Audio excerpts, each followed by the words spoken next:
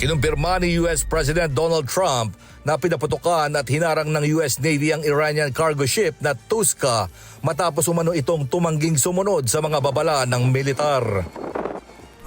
Motor Vessel Toska, vacate your engine room. Vacate your engine room. We're prepared to subject you to disabling fire.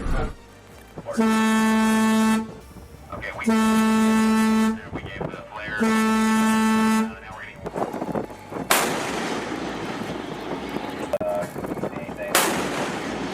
getting anything. Be ready. Ayon kay Trump, ilang ulit na pinahinto ng guided missile destroyer na USS Spruance ang barko. Ngunit hindi ito tumigil kaya napilitan itong paputukan ng engine room ng cargo ship.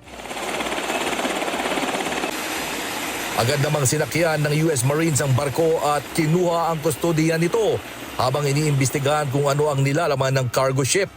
Sinasabing ang barko ay galing China at patungo sa ng Iran.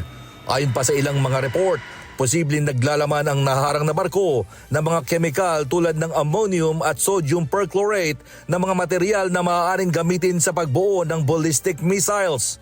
Lumabas din sa investigasyon na ang Tuska ay nasa ilalim na ng sanctions ng US Treasury dahil sa umano'y mga naunang ilegal na aktibidad na may kaugnayan sa paglabag sa mga parusa laban sa Iran.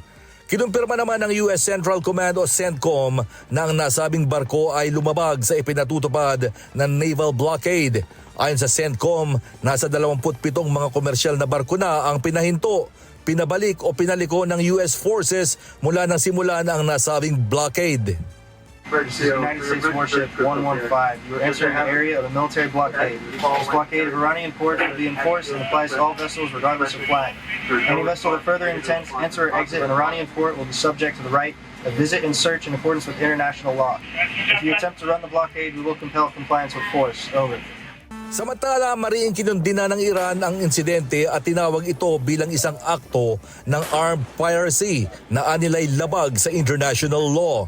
Nagbabala pa ang isang tagapagsalita ng militar ng Iran na agad naggaganti ang kanilang puwersa laban sa anilay pananakop at pagnanakaw ng Amerika.